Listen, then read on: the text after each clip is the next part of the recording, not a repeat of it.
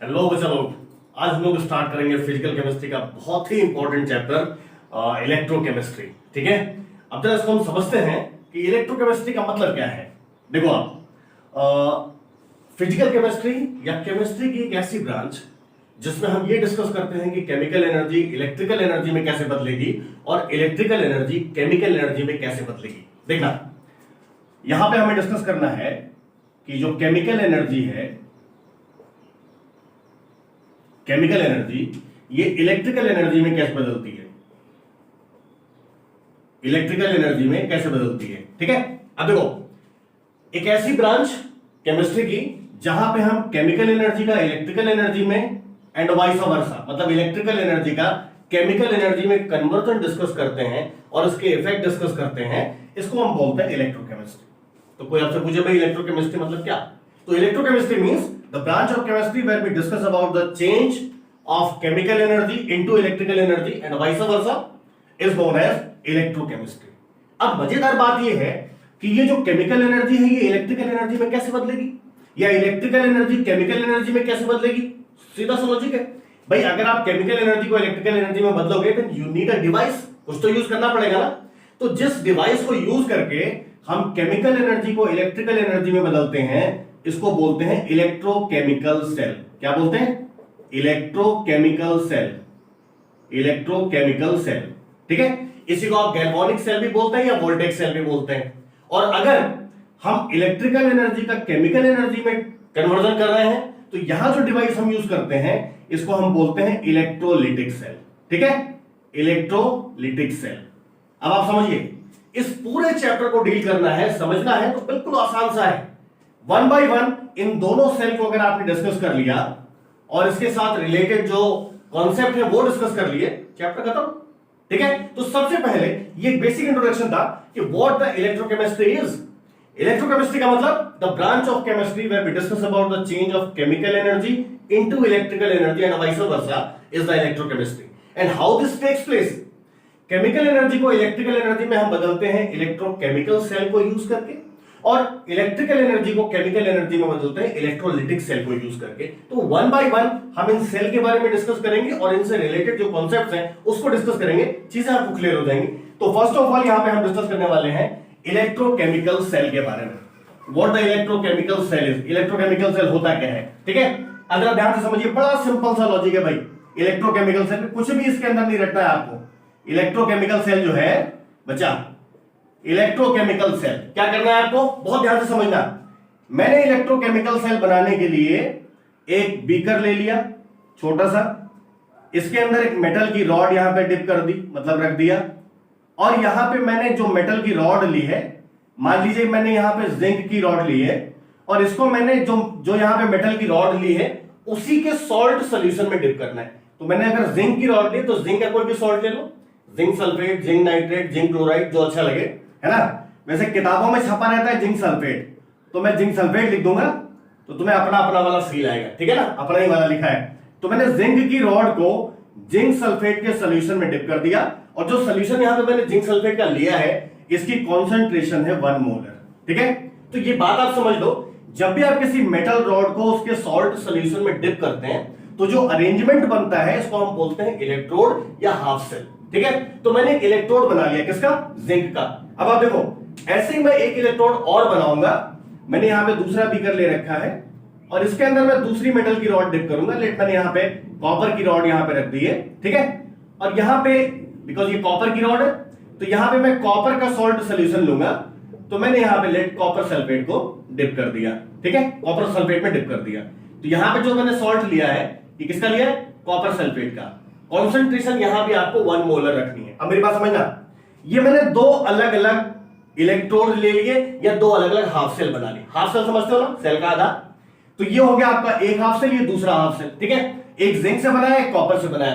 तो जब इन दोनों को हम कनेक्ट करेंगे, ध्यान से समझना, जब इनको हम कनेक्ट करेंगे थ्रू गैल्वेनोमीटर, तो आप देखोगे जैसे ही आप इसको कनेक्ट करोगे कि ये जो जिंक वाला इलेक्ट्रोड आपका है, ठीक है, यहां पे ऑक्सीडेशन शुरू हो जाता है। कैसे? आप देखिए, जिंक की जो रॉड है it oxidises into zinc ion with the elimination of 2 electron.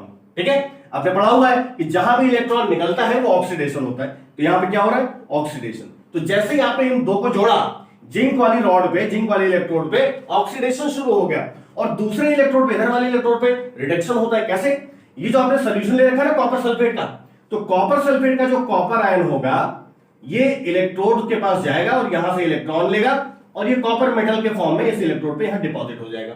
ठीक है, अब आप समझिए, जैसे ही आपने इसको जोड़ा, जिंक पे ऑक्सीडेशन, यानी इधर वाले इलेक्ट्रोड पे ऑक्सीडेशन शुरू हो गया, इधर वाले इलेक्ट्रोड पे रिडक्शन शुरू हो गया। तो ऑक्सीडेशन रिडक्शन बेसिकली क्या है? केमिकल रिएक्शन है, केमिकल प्रोसेस है। अब देखो इसमें होता क्या है, जब ये जिंक की रॉड जिंक आयन में कन्वर्ट होती है, ध्यान से समझना, तो जिंक की रॉड में से जिंक वाला आयन तो बाहर निकला है, ये मैंने एक जिंक आयन यहां पे बना दिया, तो ऐसे मान लो इसमें बहुत सारे पॉजिटिव आयन बनते जा रहे हैं क्योंकि जिंक आयन सॉल्यूशन के अंदर जा रहा है, और जो इसका इलेक्ट्रॉन है वो रॉड के अंदर रहता है, इलेक्ट्रॉन से बाहर नहीं जाता, इलेक्ट्रॉन रॉड में रहता है। अब क्योंकि ये रॉड इलेक्ट्रॉन से भर गई है, ठीक है, इसी वजह से ये जो रॉड है आपकी, इस पर कौन सा चार्ज आ जाएगा? This will carry negative charge, और ये जो इलेक्ट्रोड है इसको हम बोलते हैं एनोड।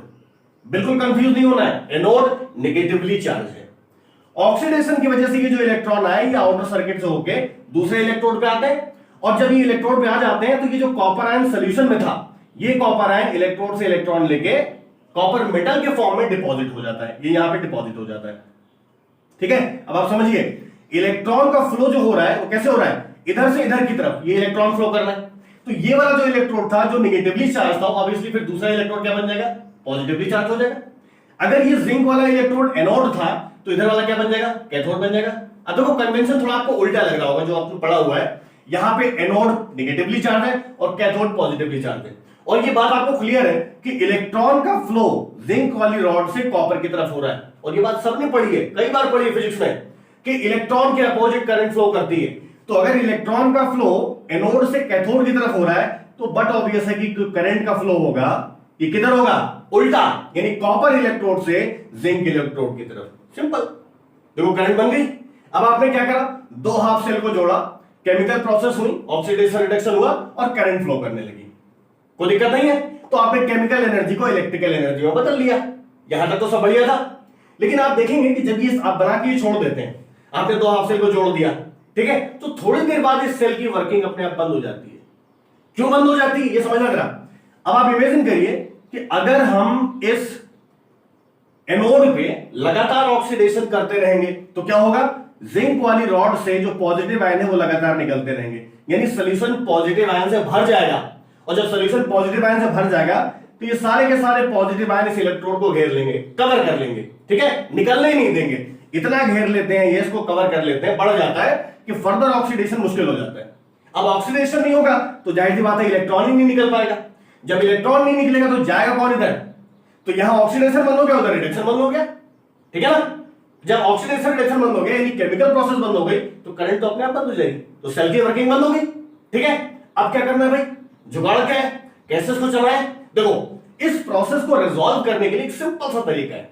तरीका क्या है कि आपने इन दोनों सॉल्ट सॉल्यूशन के अंदर एक यू शेप की ट्यूब डालनी है, ठीक है। यू शेप तो समझते हो ना, यू फॉर अम्ब्रेला वाला। ये मैंने एक ट्यूब यहां पे डाल दी है ऐसे, ठीक है, और इस ट्यूब के अंदर मैं भरूंगा क्या? ध्यान से देखना, ये जो ट्यूब मैंने ली है इसके अंदर हम भरते हैं स्ट्रॉन्ग इलेक्ट्रोलाइट के सॉल्यूशन, जैसे पोटेशियम क्लोराइड या पोटेशियम नाइट्रेट, इस टाइप का आप कोई भी स्ट्रॉन्ग इलेक्ट्रोलाइट मिला दे, ठीक है। थोड़ा सा जेलेटिन के साथ मिलाते हैं तो थिक बना रहे, और टर्मिनल पे यहां पे ग्लास वूल लगा देते हैं। तो इससे क्या होता है भाई समझना, जब हम इस यू शेप की ट्यूब को यहां पे डिप करते हैं तो इससे क्या होता है कि इधर वाला सॉल्यूशन जहां पे पॉजिटिव आयन बढ़ गए थे, मतलब ये वाला सॉल्यूशन पॉजिटिवली चार्ज हो गया था, तो इस यू शेप की ट्यूब में से नेगेटिव आयन, जैसे मान लो अगर आपने पोटेशियम क्लोराइड लिया हुआ है तो यहां से नेगेटिव आयन क्लोराइड आयन निकलेगा सफिशिएंट नंबर में, ताकि वो इस पॉजिटिव वाले को न्यूट्रल कर दे, ठीक है। अच्छा दूसरी साइड क्या होता है भाई, आप अगर कॉपर सल्फेट का कॉपर आप यहां पे डिपॉजिट करा लोगे तो सॉल्यूशन में सिर्फ सल्फेट ही सल्फेट बचेगा नेगेटिव वाला।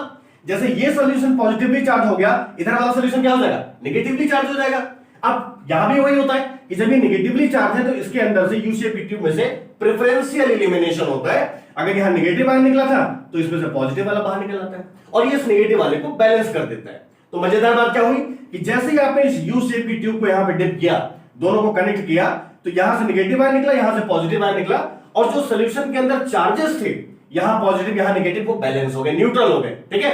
और मजेदार बात क्या है कि ये जो यू शेप की ट्यूब है इसको हम बोलते हैं सॉल्ट ब्रिज, ठीक है, सॉल्ट ब्रिज जोड़ने का काम कर रहा है। क्या जोड़ रहा है? देखो मजेदार चीज क्या है, ये जो सॉल्ट ब्रिज मैंने यहां पे लगाया है, इसका दो सबसे इंपॉर्टेंट फंक्शन है। पहला, इसने सर्किट कंप्लीट कर दी, भाई हमने इलेक्ट्रोड जोड़ रखा था, अब सोल्यूशन भी जुड़ गया, सर्किट कंप्लीट हो गई। दूसरा, it maintains electrical neutrality of salt solution. याद रखना, बड़ा इंपॉर्टेंट पॉइंट है। It maintains electrical neutrality of salt solution. ठीक है, कुछ भी नहीं रखना बच्चा, बिल्कुल आसान चीज है यार, इससे आसान तो हो ही नहीं सकता। ठीक है, अब आप देखो, जैसे इलेक्ट्रिकल न्यूट्रलिटी मेंटेन होगी, ऑक्सीडेशन शुरू हो जाएगा, ऑक्सीडेशन शुरू हो जाएगा, इलेक्ट्रॉन इधर जाएगा, रिडक्शन शुरू हो जाएगा, अब इलेक्ट्रॉन इधर जा रहा है, करंट फिर चलने लगी, सेल बढ़िया काम कर रही जाती है। तो ये जो पिक्चर आपको यहां पर दिख रही है ना, स्क्रीन पे, फोटो पे, बोर्ड पे, इसी को कहते हैं इलेक्ट्रोकेमिकल सेल। आपने केमिकल प्रोसेस करा लिया, ऑक्सीडेशन रिडक्शन, और क्या करा दिया, इलेक्ट्रिकल एनर्जी बना ली, अभी करंट पास कर, मतलब करंट बना लिया उसके अंदर से। ठीक है, अब इंटरेस्टिंग बात क्या है बच्चा, कि ये जो मैंने इलेक्ट्रोकेमिकल सेल बनाया है, ये दो इलेक्ट्रोड या दो हाफ सेल को मिलाकर बनाया है, जिंक एंड कॉपर को। ठीक है, अब ये हर जगह तो आप इतनी बड़ी सेल बनाओगे नहीं ना, सेल को लिखने का एक तरीका होता है, जैसे हम बोले भाई इलेक्ट्रोकेमिकल सेल बना लो, यहां मैंने जिंक कॉपर की बनाई है, अगर मैं बोल दूं ऐसा करो बेटा आप कॉपर सिल्वर के सेल बना लो, तो सेल को बनाने का एक तरीका होता है, और वो तरीका क्या है, ध्यान से देखना, सिंपल सी बात याद रखना। जैसे ये मेरा बोर्ड है और मैं तुम्हारी तरफ खड़ा हूं, ठीक है, तो तेरा मैं बोर्ड की तरफ मुंह करके खड़ा हो जाता हूं, मेरा राइट मेरा लेफ्ट, ठीक है। अब ध्यान से समझना, बैंक से लोन तो नहीं लिया होगा तो सुना तो हो गई कि बैंक वाले लोन बहुत बांटते हैं, फोन करके जबरदस्ती पकड़ पकड़ के लोन देते हैं, तो बस वो लोन याद रखो, loan, LOAN, loan. Left side पे जो है, इधर लेफ्ट साइड पे, इस पे ऑक्सीडेशन होगा, ये एनोड की तरह काम करेगा, इस पे नेगेटिव चार्ज होगा। मजा आया? जो लेफ्ट पे है इधर, ये ऑक्सीडेशन होगा, इसके अंदर ऑक्सीडेशन हो रहा है, एनोड की तरह काम करेगा, और इस पे नेगेटिव चार्ज होगा।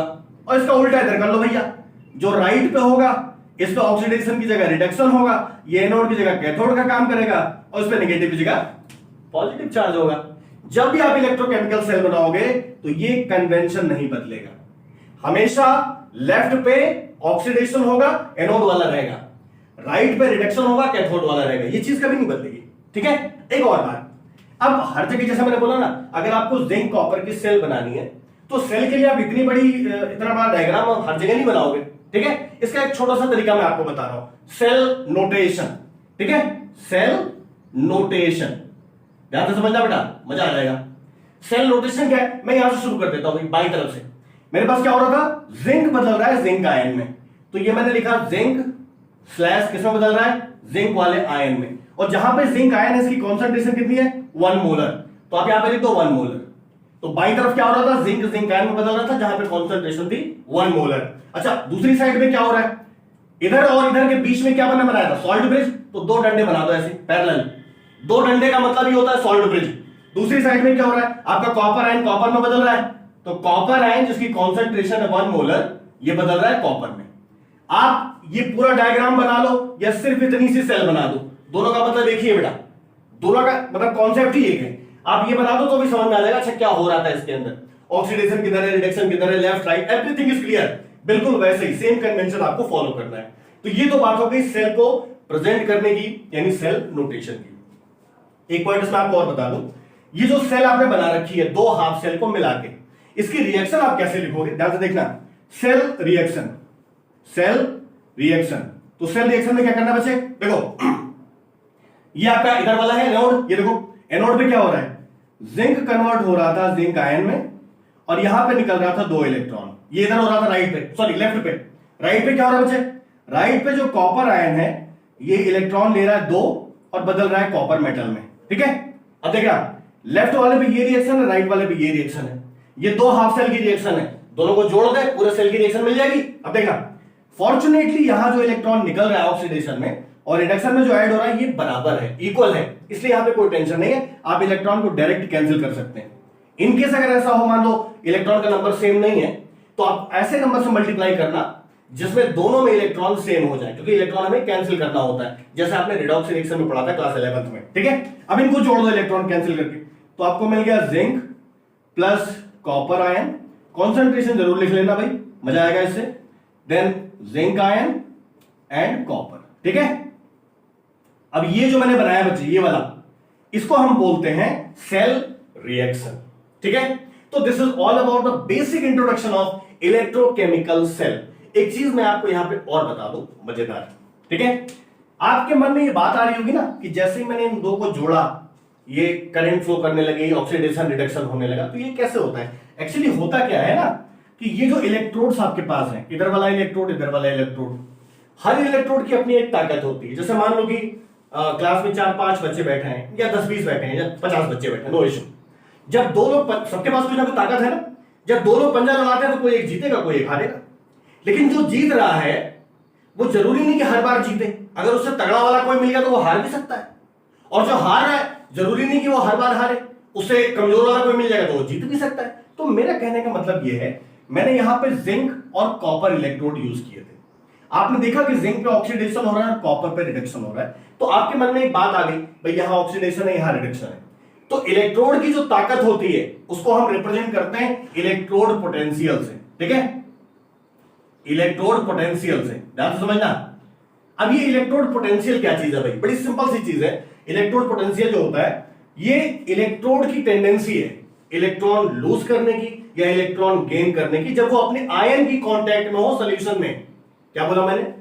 इलेक्ट्रोड की टेंडेंसी इलेक्ट्रॉन लूज करने की या इलेक्ट्रॉन गेन करने की, जब वो अपने आयन की कांटेक्ट में हो सॉल्यूशन में। इस टेंडेंसी को बोलते हैं इलेक्ट्रोड पोटेंशियल। तो जैसे इसका अपना इलेक्ट्रोड पोटेंशियल है, जिंक वाले का, इसका अपना इलेक्ट्रोड पोटेंशियल है, राइट? दोनों का अलग अलग इलेक्ट्रोड पोटेंशियल है। तो जिंक वाले का इलेक्ट्रोड पोटेंशियल आप कैसे लिखोगे? इलेक्ट्रोड पोटेंशियल को लिखते हैं ई से। जिंक वाले पे क्या हो रहा था? ऑक्सीडेशन हो रहा था, तो आप लिखेंगे ई Zn/Zn आयन। ठीक है, ये बन गया आपका इलेक्ट्रोड पोटेंशियल ऑफ जिंक। अब क्योंकि जिंक पे ऑक्सीडेशन हो रहा है तो आप इसको प्रोनाउंस करेंगे oxidation potential of zinc. Confuse नहीं होना, ये ऑक्सीडेशन ही दिखा रहा हूं। जब जिंक जिंक आयन में बदलेगा तो ऑक्सीडेशन होगा ना, तो ये होगा ऑक्सीडेशन पोटेंशियल ऑफ जिंक। अच्छा, दूसरी साइड में क्या हो रहा है? कॉपर का रिडक्शन हो रहा है, तो आप इसको दिखा सकते हैं ECU+2/Cu। यहां पे रिडक्शन की रिएक्शन है, तो ये हो गया reduction potential of copper, right? मैंने क्या बोला? ऑक्सीडेशन पोटेंशियल ऑफ जिंक और ये रिडक्शन पोटेंशियल ऑफ कॉपर। एक मजेदार बात और बेटा, ध्यान से समझना। ये जो इलेक्ट्रोड पोटेंशियल मैंने बोला ना, अगर आप किसी भी इलेक्ट्रोड को, जहां पे उसकी जो सॉल्यूशन ले रखा है उसकी कॉन्सेंट्रेशन 1 मोलर है, टेम्परेचर 25 डिग्री सेल्सियस है, और अगर मान लीजिए गैसियस इलेक्ट्रोड है तो प्रेशर 1 एटमॉस्फेयर है। बात याद रखना, कॉन्सेंट्रेशन 1 मोलर है, टेम्परेचर 25 डिग्री है, और अगर कोई गैसियस इलेक्ट्रोड है तो उसका प्रेशर 1 एटमॉस्फेयर है। अगर ये कंडीशन किसी भी इलेक्ट्रोड में फॉलो हो रही है तो उसके इलेक्ट्रोड पोटेंशियल को हम स्टैंडर्ड इलेक्ट्रोड पोटेंशियल बोलते हैं। इलेक्ट्रोड पोटेंशियल वही है, ये भाई इलेक्ट्रोड की ताकत, इलेक्ट्रोड पोटेंशियल। जिंक पे ऑक्सीडेशन हो रहा था तो oxidation potential of zinc, copper पे रिडक्शन हो रहा था, रिडक्शन पोटेंशियल ऑफ कॉपर। ठीक है, अब समझना, अगर ये कंडीशन फॉलो हो रही है जिंक और कॉपर के साथ कि आपने 25 डिग्री सेल्सियस पे लिया है 1 मोलर कॉन्सेंट्रेशन, जैसे यहां पे मैंने लिया है, तो इन इलेक्ट्रोड पोटेंशियल को हम बोलते हैं स्टैंडर्ड इलेक्ट्रोड पोटेंशियल। और इसका नोटेशन के लिए ई पे नॉट लगा दो, ए पे 0 लिख दो। ठीक है, तो ये जो नोटेशन है standard oxidation potential of zinc, ध्यान से समझना, standard oxidation potential of zinc, और ये होगा standard reduction potential of zinc. ठीक है, एक और बात, सबसे लास्ट सबसे इंपॉर्टेंट, ठीक है, याद रखना, जब भी कन्वेंशन हम लिखते हैं, एक लिखने का जो तरीका होता है, तो हम सारे इलेक्ट्रोड के इलेक्ट्रोड पोटेंशियल को रिडक्शन के फॉर्म में ही लिखते हैं। ठीक है, यहां पे मैंने सेल बनाई है, जिंक पे ऑक्सीडेशन हो रहा है, कॉपर पे रिडक्शन हो रहा है, पक्का? यहां कोई दिक्कत नहीं है ना? तो जिंक का जो पोटेंशियल है वो ऑक्सीडेशन पोटेंशियल हो गया, कॉपर का जो पोटेंशियल है वो रिडक्शन पोटेंशियल हो गया। लेकिन जब आप इसको लिखोगे, कहीं प्रेजेंट करोगे, तो जिंक वाले को भी रिडक्शन के फॉर्म में ही लिखोगे। कैसे? देखा, ये जिंक का मैंने ऑक्सीडेशन पोटेंशियल लिखा है, इसको हम रिडक्शन पोटेंशियल के फॉर्म में लिखे, तो ये बन जाता है E0Zn+2/Zn। ठीक है, ये जो नोटेशन है ये होता है जिंक का रिडक्शन पोटेंशियल। आपको सिर्फ कन्वेंशन चेंज करना है बेटा। ठीक है, यहां पे और कुछ भी नहीं रखना आपको।